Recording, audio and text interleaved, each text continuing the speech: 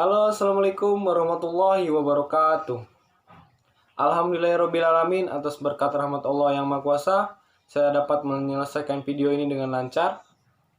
Pada yang terhormat Bapak Ahmad Muluk Alfian, SPDI MH, selaku dosen pengampu mata kuliah Hukum Bisnis, dan teman-teman sekalian yang saya banggakan. Perkenalkan, nama saya Anggi Saputra dengan NPM 2051030210 dari Fakultas Ekonomi dan Bisnis Islam, Program Studi Akuntansi Syariah kelas C. Dan saya di sini akan membahas tentang pengkreditan, pembiayaan, dan jaminan. Yang pertama, pengkreditan. Pengertian pinjaman atau kredit. Pinjaman atau kredit adalah kemampuan untuk melaksanakan sesuatu pembelian atau mengadakan suatu pinjaman dengan suatu janji. Pembayaran akan dilaksanakan pada jangka waktu yang telah disepakati.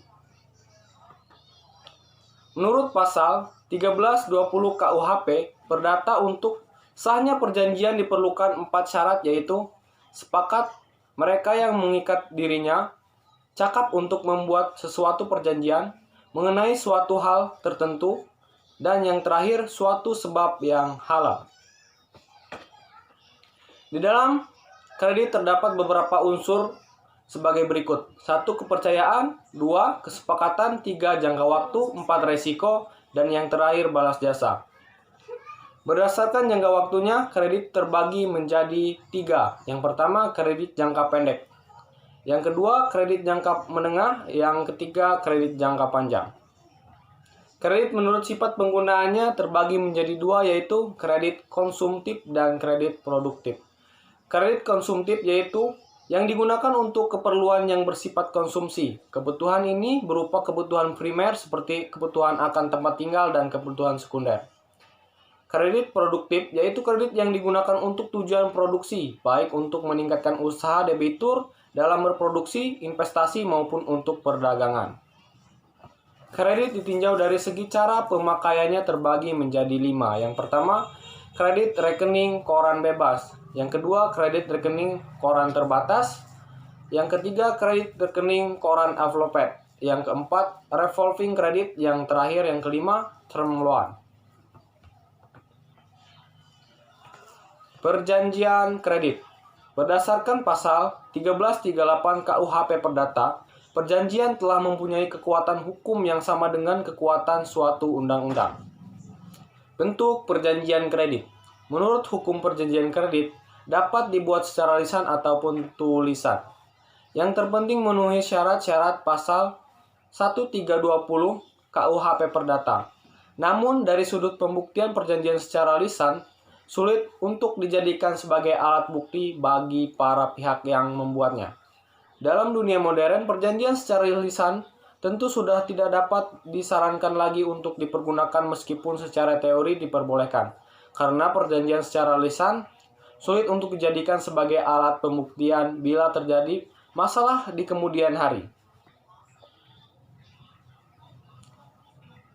Yang pembahasan kedua yaitu pembiayaan.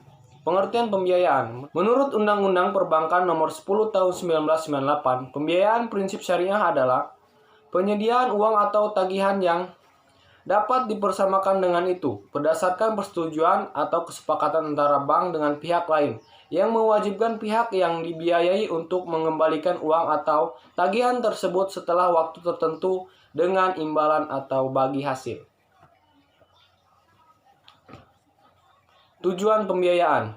Tujuan pembiayaan berdasarkan prinsip syariah adalah untuk meningkatkan kesempatan kerja dan kesejahteraan ekonomi sesuai dengan nilai-nilai Islam. Unsur-unsur pembiayaan. 1. Kepercayaan. 2. Jangka waktu. 3. Resiko. 4. Balas jasa. Kepercayaan merupakan suatu keyakinan bahwa pembiayaan yang diberikan benar diterima kembali di masa yang akan datang sesuai jangka waktu yang sudah diberikan. Jangka waktu. Jangka waktu merupakan batas waktu pengembalian angsuran yang sudah disepakati kedua belah pihak. Resiko, akibat adanya tenggang waktu, maka pengembalian pembiayaan akan memungkinkan suatu resiko tidak tertagihnya atau macet pemberian suatu pembiayaan. Balas jasa.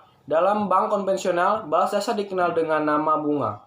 Di samping balas jasa dalam berbentuk bunga, bank juga membebankan kepada nasabah biaya administrasi yang juga merupakan keuntungan bank. Dan pembahasan yang ketiga yaitu jaminan.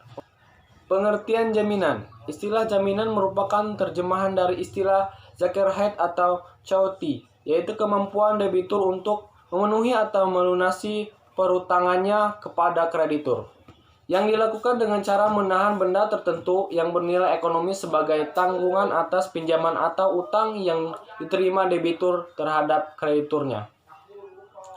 Jaminan secara umum diatur dalam pasal 1113 KUHP Perdata yang menetapkan bahwa segala hak kebendaan debitur baik yang bergerak maupun yang tidak bergerak, baik yang sudah ada maupun yang akan ada di kemudian hari, menjadi tanggung jawab untuk segala perikatannya.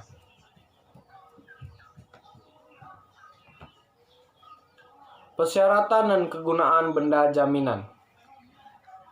1. Dapat secara mudah membantu memperoleh kredit untuk pihak yang memerlukannya. Yang kedua, tidak melemahkan potensi kekuatan debitur untuk melakukan atau meneruskan usahanya. Yang ketiga, memberikan kepastian kepada kreditur.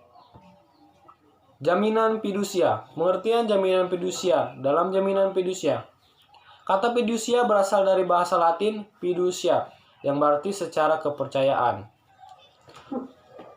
Unsur-unsur jaminan fidusia. Unsur-unsur jaminan fidusia meliputi 1. Jaminan fidusia merupakan lembaga hak jaminan kebendaan. 2. Objek jaminan fidusia adalah benda bergerak dan benda tidak bergerak. 3. Benda yang menjadi objek jaminan fidusia adalah agunan atau jaminan suatu pelunasan suatu utang tertentu. Yang keempat, memberikan kedudukan yang diutamakan kepada lembaga pembiayaan terhadap kreditur lainnya. Objek dan subjek jaminan fidusia.